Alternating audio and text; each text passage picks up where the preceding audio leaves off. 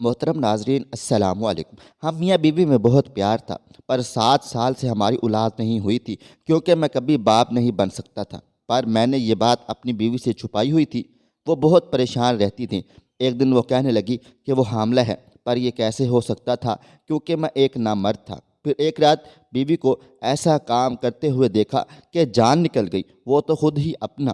ایک رات میں نے دیکھا میری بیوی بستر پر نہیں تھی۔ میں اسے آوازیں دینے لگا، مجھے اس کی آواز باتھ روم سے آئی۔ میں بہت حیران ہو گیا کیونکہ جب میں باتھ روم میں گیا تو وہ وہاں کھڑی ہو کر الٹیاں کر رہی تھی۔ میں نے کہا، کیا ہو گیا ہے تمہیں؟ کیا کھا لیا ہے تم نے؟ اس نے کہا، کچھ ایسا ویسا نہیں کھایا ہے، یہ تو الٹی ہے جو ہر عورت کو آتی ہے۔ پھر وہ یہ کہہ کر بہت زیادہ خوش ہو گئی تھی۔ میں نے کہا، کیا مطلب؟ تو اس نے کہا، میں ماں بننے والی ہوں۔ وہ خوشی سے میرے گلے لگ گئی اور خوشی سے اچھل کودنے لگی۔ لیکن میں یہ سن کر حیران رہ گیا کیونکہ مجھے پتا تھا کہ ہمارے ہاں کبھی بھی اولاد نہیں ہو سکتی تھی۔ پھر میری بیوی حاملہ کیسے ہو سکتی تھی؟ اس بات نے مجھے بہت پریشان کر دیا تھا۔ لیکن میں نے اس سے پوچھا، یہ بچہ کس کا ہے؟ تو اس نے مجھے ایسی بات بتائی کہ میں سر پکڑ کر رہ گیا تھا، اور میں نے اسی وقت اپنی بیوی کی، میرا نام سلطان ہے اور میری بیوی کا نام مہوش تھا، ہم دونوں نے ہی پسند کی شادی کی تھی اور ہمیں ایک دوسرے سے بہت زیادہ پیار تھا۔ ایک دوسرے کے بنا ہم رہ نہیں سکتے تھے۔ یوں تو ہماری پسند کی شادی تھی، لیکن پھر بھی خاندان والوں کو کوئی مسئلہ مسائل نہ تھے، اس لیے ہمیں کسی نے زیادہ باتیں نہیں سنائی تھیں۔ پیٹھ پیچھے شاید بولتے تھے لیکن منہ پر نہیں بولتے تھے۔ ہم اپنے اپنے ماں باپ کے گھر بھی جاتے تھے، ان سے ملنا جلنا بھی رہتا تھا۔ لڑکا ہو یا لڑکی، شادی ہو جائے تو پھر سب ان سے ایک ہی سوال پوچھتے ہیں کہ بچہ کب پیدا کر رہے ہوں۔ ہم سے بھی یہی سوال پوچھا جا رہا تھا۔ ہمیں فی الحال بچہ پیدا کرنے کی کوئی جلدی نہیں تھی۔ ہم نے لو میرج کی تھی، اس کا مطلب یہ نہیں تھا کہ سال بھر میں ہی بچہ پیدا کر لیتے اور بس پھر اس کے بعد دودھ ڈائپر ہی پورے کرتے رہتے۔ یہ جو بچے ہوتے ہیں نا، یہ بھی شادی کے لڈو کی طرح ہوتے ہیں، جو کھائے وہ بھی پچھتائے اور جو نہ کھائے وہ بھی پچھتائے۔ بچے پیدا کرنے کا شوق تو بہت ہوتا ہے، لیکن جب آ جاتے ہیں تو ٹھیک سے انسان باتھ روم میں بھی نہیں جا سکتا ہے۔ اس لیے میں نے اپنی بیوی کو کہا تھا کہ کوئی جلدی نہیں ہے، لیکن اسے بچوں کا بہت شوق تھا۔ اس نے مجھے ایک ڈبہ دکھایا اور میں نے اندر دیکھا تو میں حیران و پریشان رہ گیا تھا۔ اس کے اندر بچے کا ساز و سامان تھا۔ میں نے اس سے پوچھا، یہ سامان تم نے کب لیا؟ تو وہ کہنے لگی، جب ہم ہنی مون پر گئے تھے نا، تو وہاں پر ایک دکان نظر آئی تھی، وہاں سے لے لیا تھا۔ آگے اس کی ضرورت بھی تو پڑے گی نا۔ میں نے کہا، پہلے بچہ تو دنیا میں آنے دو، پگلی تجھے اتنی جلدی کس بات کی لگی ہوئی ہے؟ تو اس نے کہا، ہاں مجھے بہت جلدی ہے، بس یوں سمجھو کہ میں نے بچے کے لیے ہی شادی کی ہے۔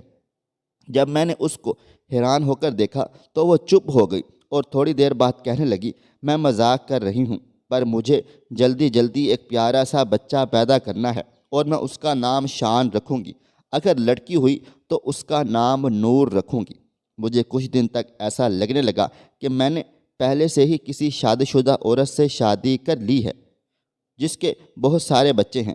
اس کو تو بچوں کے علاوہ کچھ سوچتا ہی نہیں تھا، پورا دن بچوں کی باتیں کرتے رہتی تھی۔ ایک دن میں گھر آیا، اس کو دیکھ کر حیران و پریشان رہ گیا تھا۔ اس کا پیٹ پھولا ہوا تھا اور وہ پیٹ پر ہاتھ لگا کر ہنس رہی تھی۔ میں نے کہا، یہ کیا ہو گیا ہے تمہارے ساتھ؟ تو ہنستے ہوئے کہنے لگی، میں ماں بننے والی ہوں۔ میں نے کہا، مذاق نہیں کرو، پاگل ہو گئی ہو کیا؟ یہ کیا ڈالا ہے تم نے اپنے پیٹ میں؟ ایسا کیسے ہو سکتا ہے؟ صبح میں آفس گیا تھا تو تم اچھی بھلی تھی، اب تم ماں بننے والی ہو۔ تو اس نے پیٹ سے تکیہ نکالا اور کہا، معاف کر دو، میں دیکھ رہی تھی کہ جب میں ماں بننے والی ہوں گی تو کیسی لگوں گی۔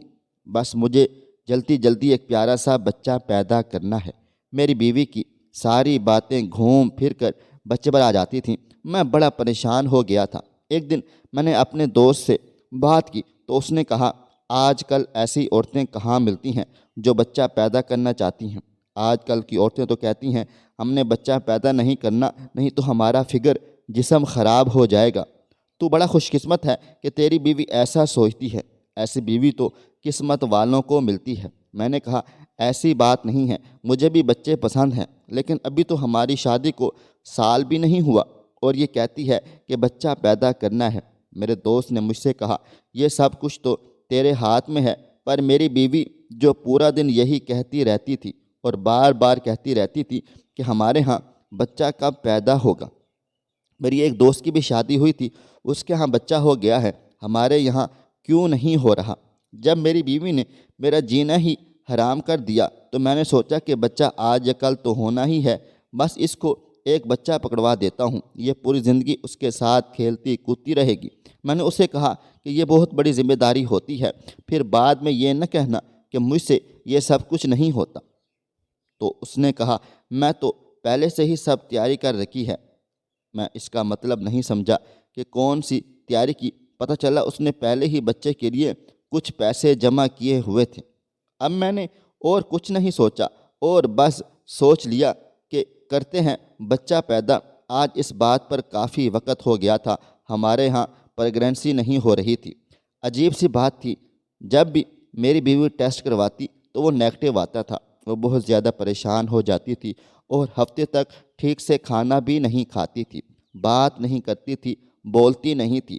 1 سال تک ہم لوگ کوشش کرتے رہے تو پھر ڈاکٹر کے پاس جانے کے بارے میں سوچا۔ ویسے بھی کہتے ہیں جب تک 1 سال پورا نہ گزر جائے ڈاکٹر کے پاس جانے کی ضرورت نہیں ہوتی، کیونکہ 1 سال کا وقت تو جائز ہوتا ہے۔ ڈاکٹر صاحب کے پاس گئے اور کچھ ٹیسٹ وغیرہ کروائے تو وہ لیڈی ڈاکٹر صاحبہ تھیں۔ انہوں نے کہا کہ مجھے آپ لوگوں کے تھوڑا سا گڑبڑ لگ رہا ہے، تو اس نے کہا میں آپ کو کسی اچھے ڈاکٹر کے پاس ریفر کر دیتی ہوں۔ اس نے ہمیں ایک اسماعیل نام کے ڈاکٹر کے پاس بھیج دیا۔ وہ بہت اچھا ڈاکٹر تھا۔ میں نے جب اسے دیکھا تو مجھے ایسا لگا کہ میں نے اسے پہلے بھی کہیں دیکھا ہوا ہے۔ پھر یاد آیا جس کالج میں پڑھتا تھا یہ بھی وہیں کے میڈیکل کی پڑھائی کر رہا تھا اور مجھے بھی جانتا تھا۔ جان پہچان والا ڈاکٹر نکل آیا، کافی خوشی ہوئی۔ اس نے کہا دونوں کے ٹیسٹ ہوں گے لیکن رپورٹ آپ کو 2 دن کے بعد ملے گی۔ 2 دن کے بعد میں خود ہی رپورٹ لینے چلا گیا تھا۔ میری بیوی بھی میرے ساتھ جانا چاہتی تھی پر میں نے کہا کہ آج مجھے بہت کام ہے، میں آفس سے آتے ہوئے رپورٹ لے آؤں گا، تم پریشان نہیں ہونا۔ اس رپورٹ کے پیچھے وہ پہلے ہی میرا کافی دماغ خراب کر چکی تھی، بار بار کہتی تھی اگر ایسا ہوا کہ ہمارا بچہ ہی نہ ہوا تو پھر ہم لوگ کیا کریں گے؟ میں اسے کہتا تھا تم کیسی باتیں کرتی ہو، کیا زندگی میں صرف بچے ہی رکھے ہیں؟ کیا تمہیں مجھ سے کوئی پیار محبت نہیں ہے؟ اس نے کہا آپ سے پیار ہے لیکن مجھے بچہ بھی چاہیے۔ جب میں ہسپتال جا رہا تھا تو یہی سوچ رہا تھا سب کچھ ٹھیک ہو نہیں تو میری بیوی ڈپریشن میں چلی جائے گی، اور وہی ہوا جس کا ڈر تھا۔ ڈاکٹر نے کہا کہ میری بیوی کبھی ماں نہیں بن سکتی۔ مجھے بھی بہت برا لگا۔ ایسا کیوں ہوتا ہے کہ اگر کوئی انسان کسی چیز کی بہت زیادہ تمنا کرتا ہے تو اسے وہی چیز نہیں ملتی اور خدا اسے اسی چیز کو لے کر آزمائش میں ڈال دیتا ہے؟ پر یہ بھی سچ ہے کہ ایسی آزمائش کو پورا کر لینے والوں کے ساتھ پھر بہت اچھا ہوتا ہے، لیکن یہ آزمائش بڑی مشکل ہوتی ہے۔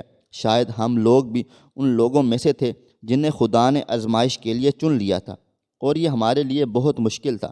مجھے بچوں کا اتنا زیادہ چاہ نہیں تھا، لیکن میری بیوی تو جیسے پیدا ہی ماں بننے کے لیے ہوئی تھی۔ جب میں نے اسے یہ خبر سنائی تو وہ بے ہوش ہو گئی۔ میں اسے اسی ڈاکٹر صاحب کے پاس لے گیا۔ ڈاکٹر نے کہا میرے پاس آپ لوگوں کو تسلی دینے کے لیے کوئی بھی الفاظ نہیں ہیں، آپ لوگ چاہیں IVF بھی کرا لیں، کچھ بھی کروائیں، آپ لوگوں کے ہاں اولاد پیدا نہیں ہوگی، آپ لوگ بچہ اڈاپٹ کر لیں اور جلدی کر لیں۔ وہ کہتی تھی کہ مجھے اپنا بچہ پیدا کرنا ہے۔ ڈاکٹر نے کہا IVF کروانا ہے تو کروا لیں، اس میں بہت زیادہ خرچہ ہو جائے گا اور وہ کامیاب بھی نہیں ہوگا، یہ میں پہلے آپ کو ہی بتا دیتا ہوں۔ ڈاکٹر نے ہمیں کہا کہ میں ڈاکٹر ہوں، مجھے زیادہ پتہ ہے، آپ لوگ اپنا وقت اور پیسہ دونوں برباد کر دیں گے لیکن رزلٹ یہی رہے گا۔ میری بیوی 2-3 دن تک بیمار رہی، ٹھیک سے کھانا بھی نہیں کھاتی تھی۔ پھر میں نے اپنی قسم دے کر اسے کھانا کھلایا تھا۔ اس نے کہا کسی اور ڈاکٹر سے علاج کرائیں، تو میں نے اسے ایک بات سمجھائی کہ ہمارے پاس اتنے پیسے نہیں ہیں کہ ہم ڈاکٹر سے علاج کروائیں، اور اس سب کا علاج بہت مہنگا ہوتا ہے، بہت زیادہ پیسے لگ جاتے ہیں۔ 800 تک کے ٹیسٹ ہوتے ہیں، کون پورے کرے گا؟ اور رہی بات IVF سے بیبی پیدا کرنے کی، وہ تو لاکھوں روپے کا خرچہ ہے۔ تمہیں کیا لگتا ہے کہ ہم امیر ہیں؟ ہمارے پاس کچھ بھی نہیں ہے اور ہم اکیلے ہیں، ہمارے ماں باپ ہمارے ساتھ اچھے سے پیش آتے ہیں تو یہی ان کی ایک مہربانی ہے، محبت ہے۔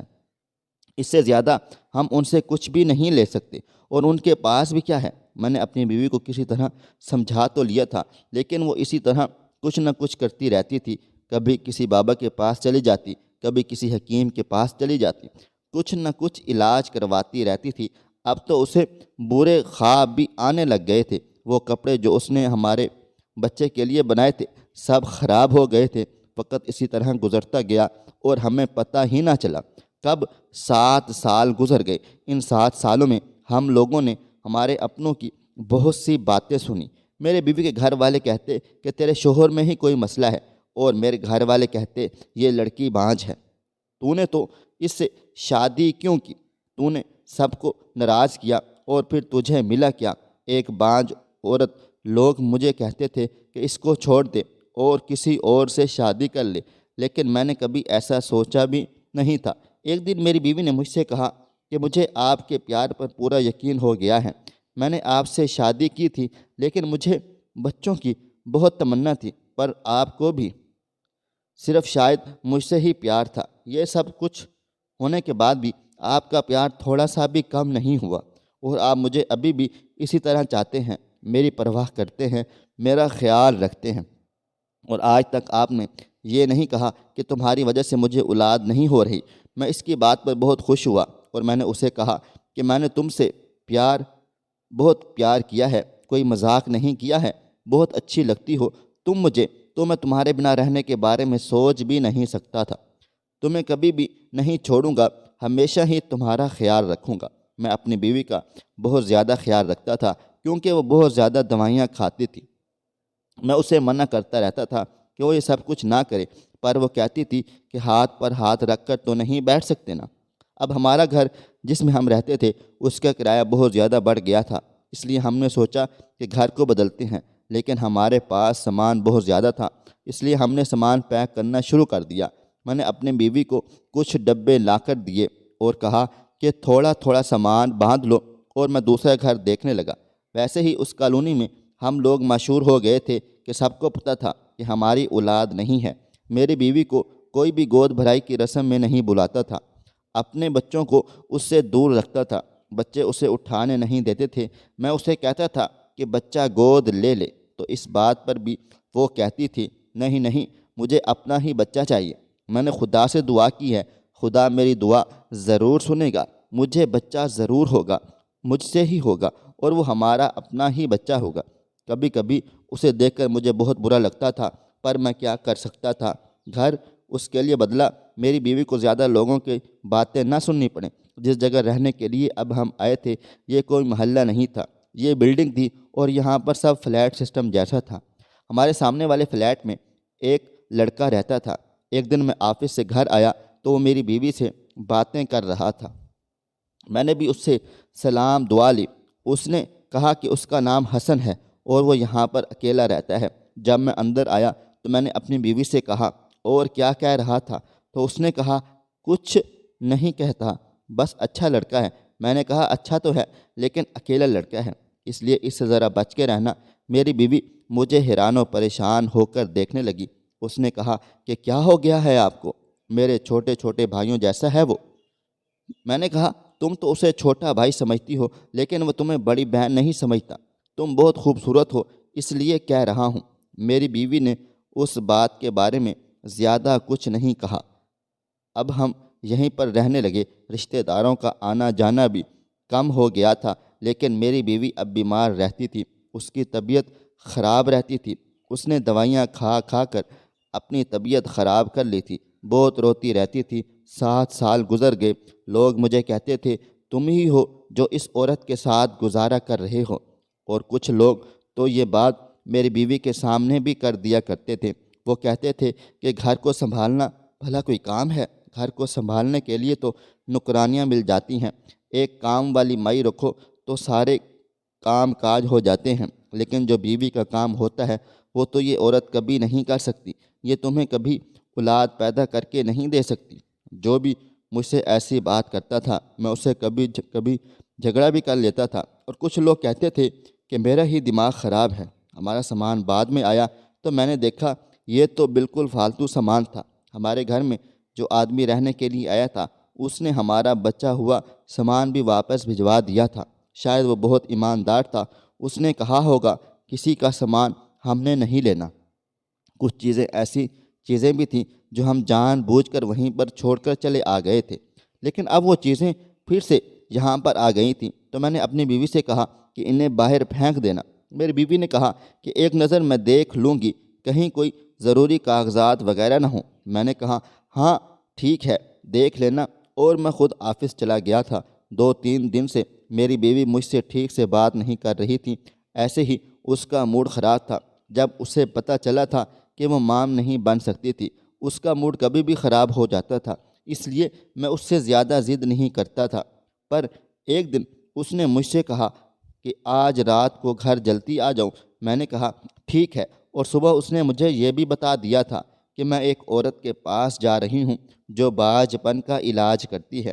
میں نے اسے منع کیا تھا پر اس نے کہا علاج تو کروانا ہی ہے۔ وہ وہاں سے دوپہر میں واپس آ گئی تھی۔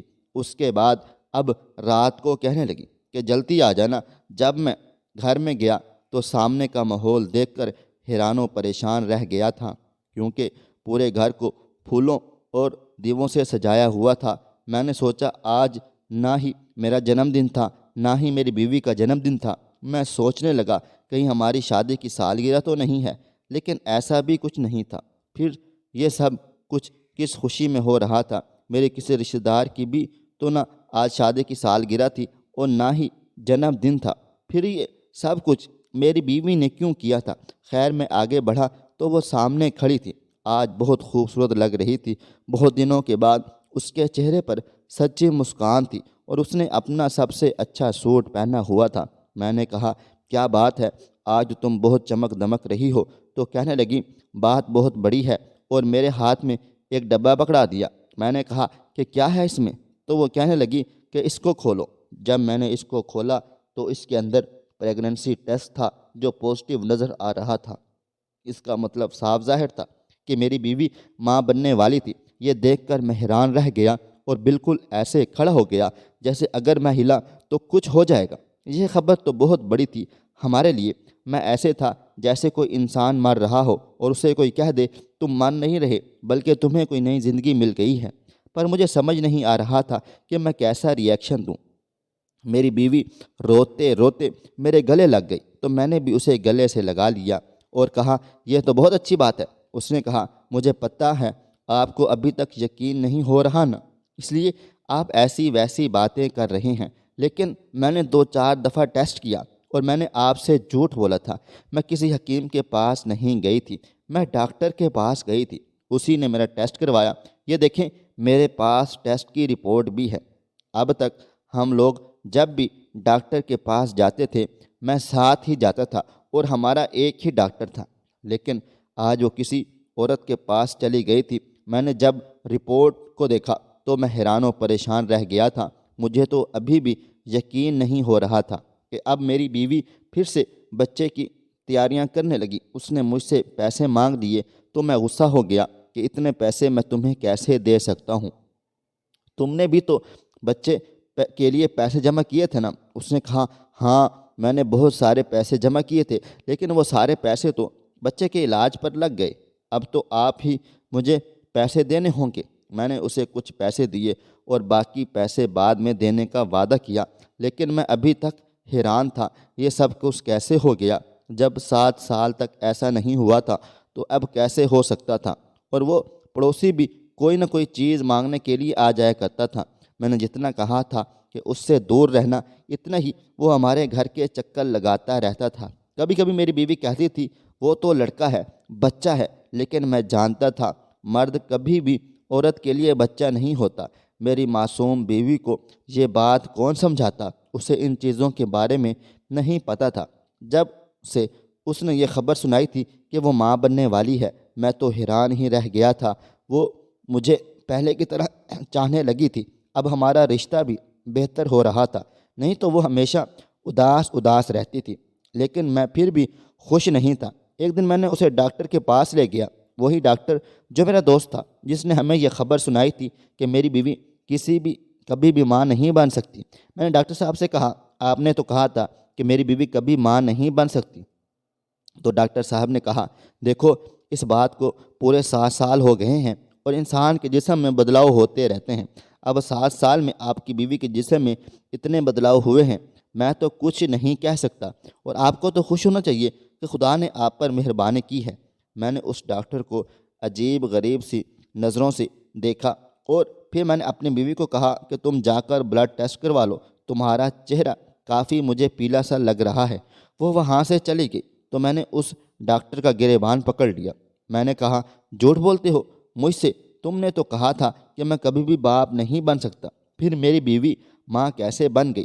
اس نے کہا، دیکھو یہ تم میاں بیوی کا آپس کا معاملہ ہے، میں کچھ بھی نہیں بول سکتا، لیکن میں نے تمہاری بیوی کے سامنے جھوٹ تو بولنا تھا نا، وہ سچ مچ میں ماں بننے والی ہے۔ میں نے کہا کہ تم نے اچھی طرح سے چیک کر لیا ہے؟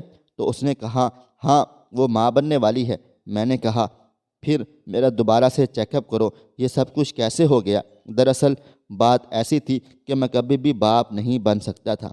جب 7 سال پہلے اس ڈاکٹر نے ہمارے ٹیسٹ کیے تھے اور کہا تھا کہ میری بیوی بالکل ٹھیک ہے، لیکن میں کبھی بھی باپ نہیں بن سکتا اور کسی بھی عورت کو اولاد کا سکھ نہیں دے سکتا۔ اس وقت میں گھبرا گیا تھا اور مجھے ڈر تھا اگر یہ بات مہوش کو معلوم ہو گئی کہ میں ایک نامرد ہوں تو پھر میرے ساتھ کیا ہوتا۔ مجھے ڈاکٹر نے کہا تھا کہ تم کبھی بھی باپ نہیں بن سکتے، تمہارے ہاں کبھی بھی اولاد نہیں ہوگی اور تمہاری بیوی میں کوئی کمی نہیں ہے۔ میں نے کہا تھا کہ تم رپورٹ بدل دو اور ایسی رپورٹ بناؤ کہ سب یہ سمجھیں کہ میری بیوی میں ہی کمی ہے۔ میں نے اس کام کے لیے اسے پیسے دیے تھے، میں نے اس کو پورے 50,000 روپے دے دیے تھے جو میں نے قرض پر اٹھائے تھے، اور وہ قرض جو میں نے بعد میں ادھار دیا تھا۔ اس لیے ایسا کیا تھا کہ پھر یہ سب کیا تھا؟ کیا میری بیوی مجھے دھوکہ دے رہی تھی؟ کیا وہ کسی اور کے ساتھ تھی؟ کیونکہ اگر وہ میرے ساتھ تھی تو پھر یہ بچہ تو میرا نہیں تھا۔ لیکن میں نے اسے کہا، پھر سے میرے ٹیسٹ کرو، ہو سکتا ہے اتنے سالوں میں میں ٹھیک ہو گیا ہوں۔ اس نے پھر سے میرے ٹیسٹ کر لیے اور اگلے دن جب میں رپورٹ لینے گیا تو اس نے کہا، تمہارے ساتھ تو ابھی بھی وہی معاملات ہیں، بلکہ پہلے سے بھی زیادہ خراب ہو گئے ہیں، تم کبھی باپ نہیں بن سکتے۔ مجھے یقین ہو گیا تھا کہ میری بیوی مجھے دھوکہ دے رہی تھی اور مجھ سے جھوٹ بول رہی تھی۔ اس کا مطلب کہ وہ کسی اور کے ساتھ تھی، اور ایسا نہیں تھا کہ وہ اس طرح صرف گھومتی پھرتی تھی۔ یہ سب کیسے ہوا تھا یہ تو کوئی بھی سمجھ سکتا تھا۔ میں تو بہت زیادہ پریشان ہو گیا تھا۔ میں کیسے یہ بات ہضم کر سکتا تھا کہ میری بیوی کسی اور مرد کے ساتھ وقت گزار چکی تھی اور اس کے بچے بھی تو اس دنیا میں لانے والی تھی۔ وہ بار بار مجھ سے پیسے مانگتی، مجھ سے خرچہ کرواتی، کہتی کہ یہ بچہ تمہارا ہے، اور میں بھی جانتا تھا کہ وہ جھوٹ بول رہی ہے، لیکن اگر میں اس سے یہ بات کرتا تو پھر مجھے یہ بھی بتانا پڑتا کہ اتنے سال تک میں نے اس سے جھوٹ بولا ہے۔ میں اس کے سامنے شرمندہ نہیں ہونا چاہتا تھا، لیکن یہ بات بھی مجھے اندر ہی اندر سے مار رہی تھی۔ اس نے کسی اور کے ساتھ رشتہ بنا کر اس بچے کو پیدا کر لیا تھا۔ اب وہ ہر وقت اسی بچے کی باتیں کرتے رہتی تھی۔ ڈاکٹر نے کہا، اس کا دوسرا مہینہ چل رہا ہے، ابھی تو اس کا پیٹ بالکل بھی نظر نہیں آ رہا تھا۔ ڈاکٹر نے کہا، پیٹ تو کم سے کم 6 مہینے میں جا کر نظر آئے گا، کیونکہ تمہاری بیوی بہت کمزور ہے، دبلی پتلی ہے۔ لیکن تب تک میں کیا کرتا؟ یہ سب کیسے برداشت کرتا؟ ایک دن مجھے غصہ آ گیا اور میں نے کہا، بس کر دو یہ باتیں کرنا، میں تمہارے بچے کا باپ نہیں بننے والا ہوں، یہ میرا بچہ نہیں ہے۔ اس نے کہا، کیا مطلب آپ کا بچہ نہیں ہے؟ آپ کیا کہہ رہے ہیں؟ 7 سال بعد خدا نے ہم پر رحم و کرم کیا ہے اور آپ ایسی ویسی باتیں کر رہے ہیں۔ آپ نے یہ بات کیوں نہیں بتائی مجھے؟ آپ نے ایسا کیوں کیا؟ میں تو گھبرا گیا۔ میں نے کہا، ایسے ہی میرے منہ سے نکل گیا تھا۔ میں ہر وقت کھنچا کھنچا رہتا تھا، غصے میں رہتا تھا، کیونکہ مجھے پتا تھا یہ بچہ میرا نہیں ہے۔ مجھے جو بھی فیصلہ کرنا تھا جلدی کرنا تھا، کیونکہ مجھے میری بیوی کو یہ بتا دینا تھا کہ تم جھوٹ بول رہی ہو، اور پہلے میں نے 7 سال تک تمہیں بیوقوف بنایا، پاگل بنائے رکھا تھا، لیکن اب تم مجھے بیوقوف نہیں بنا سکتی، کیونکہ یہ بات بہت بڑی ہے۔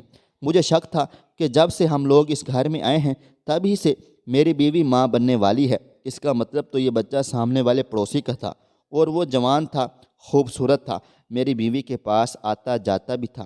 میں تو جب بھی آتا وہ باہر ہی کھڑا ہوتا تھا، لیکن کیا پتہ دونوں اندر کمرے میں بھی بیٹھ جاتے ہوں گے۔ ایک رات میرا میٹر گھوم گیا اور میں نے اپنی بیوی سے کہا، میری بات غور سے کان کھول کر سن لو، یہ بچہ میرا نہیں ہے، اس لیے میرے ساتھ یہ ناٹک ڈرامے بازیاں نہ کرو۔ اس بات پر وہ ایسے حیران ہوئی کہ جیسے یہ میرا ہی بچہ ہو۔ اس نے کہا، یہ بچہ آپ کا ہے، میں ٹھیک ہو گئی ہوں، آپ نے ڈاکٹر کی بات نہیں سنی؟ مجھ پر خدا کا کرم ہو گیا ہے، اللہ تعالیٰ نے میرے لیے معجزہ کیا ہے، یہ میرا بچہ ہے۔ میں نے غصے میں چلا کر کہہ دیا، تم بانجھ نہیں تھی، میں بانجھ تھا، یہ بچہ میرا نہیں ہے، کیونکہ میں کبھی بھی باپ نہیں بن سکتا تھا۔ جیسے ہی میں نے یہ بات کی، میری بیوی پہلے سے زیادہ حیران نظر آئی اور پھر آنکھوں میں آنسو لیے ہنسنے اور تالیاں بجانے لگی۔ میں اسے حیران دیکھ کر حیران ہو رہا تھا۔ اس نے کہا، یہی مجھے تمہارے منہ سے اگلوانا تھا، تم کبھی باپ نہیں بن سکتے، اور تم نے 7 سال تک مجھے دھوکے میں دیا۔ میں الٹی سیدھی دوائیاں کھاتی رہی، راتوں کو اٹھ کر روتی رہی، بچے کے لیے تڑپتی پریشان رہی، اپنی طبیعت خراب کر لی، اپنی شکل خراب کر لی، صحت خراب کر لی۔ میرے پاس کوئی امید نہیں تھی، سبھی لوگ مجھے باتیں سناتے تھے، پورے معاشرے کے سامنے تم نے مجھے ذلیل کروا دیا، تمہارے ماں باپ نے مجھے تانے دیے، میرے اپنے ماں باپ بھی مجھے تانے دینے شروع کر دیے تھے۔ 7 سال تک میں نے ایک سزا کاٹی، صرف اس لیے کہ تم باپ نہیں بن سکتے تھے، اور تمہیں یہ بات بتاتے ہوئے شرم آ رہی تھی۔ میں نے تم سے پیار کیا تھا، اگر تمہیں مجھ پر تھوڑا سا بھی بھروسہ ہوتا، اعتبار ہوتا، تو تم مجھے یہ بات بتا دیتے، تو خدا کی قسم میں تمہارا ساتھ کبھی نہیں چھوڑتی۔ میں تب بھی الزام اپنے اوپر لے لیتی، لیکن کم سے کم تب مجھے اتنی تکلیف نہیں ہوتی جتنی اب ہوئی ہے۔ میں نے کہا، تکلیف ہوئی ہے تو جا کر کسی اور کے ساتھ چکر چلا لیا ہے، کسی اور کے ساتھ سو کر آئی ہو، اس کا بچہ پیدا کر رہی ہو۔ تو اس نے کہا، ہاں بولو، یہ سب کچھ بولو، تم یہ سب کچھ بولو گے تو مجھے چھوڑ دو گے، مجھے آسانی ہو جائے گی، کیونکہ میں ماں نہیں بننے والی۔ یہ سن کر تو میں حیران رہ گیا۔ میں نے کہا، لیکن ڈاکٹر تو… اس نے کہا، جب وہ ڈاکٹر تمہارے آگے 50,000 میں بک سکتا ہے تو پھر میں بھی اسے لاکھ روپے میں خرید سکتی ہوں۔ جب ہم لوگوں نے یہ گھر بدلا تو مجھے کوڑے میں سے تمہاری رپورٹ مل گئی تھی، جس میں یہ صاف صاف لکھا ہوا تھا کہ تم کبھی باپ نہیں بن سکتے، اور وہ آج سے 7 سال پہلے رپورٹ تھی جو تم نے اپنی طرف سے شاید چھپا دی تھی، لیکن مجھے مل گئی۔ وہ کوڑا جو ہمارے گھر میں آیا تھا اور تم نے کہا تھا کہ اس سامان کو پھینک دو، لیکن میں نے کہا تھا کہ میں ایک دفعہ دیکھ لوں، کوئی ضروری چیز نہ ہو، اور اسی سامان سے مجھے یہ چیز ملی تھی۔ میں نے تبھی سوچ لیا تھا کہ مجھے کیا کرنا ہے۔ میں نے یہ بات تمہارے منہ سے نکلوانا چاہتی تھی، ورنہ جو آدمی مجھے 7 سال تک دھوکہ دے سکتا ہے، میرے سامنے جھوٹ بول سکتا ہے، وہ اس کے بعد بھی جھوٹ بول سکتا تھا۔ تم اپنا گناہ کبھی بھی نہیں مانتے، لیکن اب تم نے اپنے منہ سے یہ کہا ہے کہ تم کبھی باپ نہیں بن سکتے تھے۔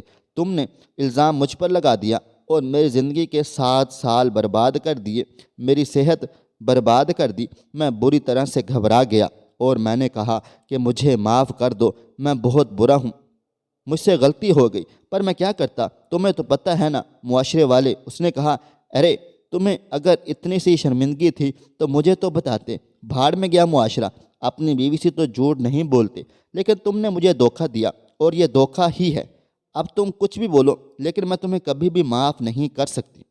میری بیوی کمرے کے اندر چلی گئی اور اس نے اندر سے دروازہ بند کر لیا تھا۔ صبح ہوئی تو وہ اپنا سامان باندھ چکی تھی اور مجھے چھوڑ کر چلی گئی، اور اب مجھ پر طلاق کا مطالبہ کر دیا گیا ہے۔ وہ کہتی ہے کہ میں ایک دھوکے باز انسان کے ساتھ نہیں رہنا چاہتی، جس نے میری زندگی کے 7 سالوں کو برباد کر دیا۔ میں اسے کبھی معاف نہیں کر سکتی۔ میں اپنی طرف سے بہت کوشش کر رہا ہوں کہ ہماری طلاق نہ ہو، وہ میرے پاس واپس آ جائے، کیونکہ میں کسی بھی عورت سے شادی کروں مجھے تو اولاد نہیں ملے گی، تو پھر میں کیا کروں گا؟ سب کو یہ نہیں بتا سکتا کہ میرے ہاں اولاد نہیں ہو سکتی ہے۔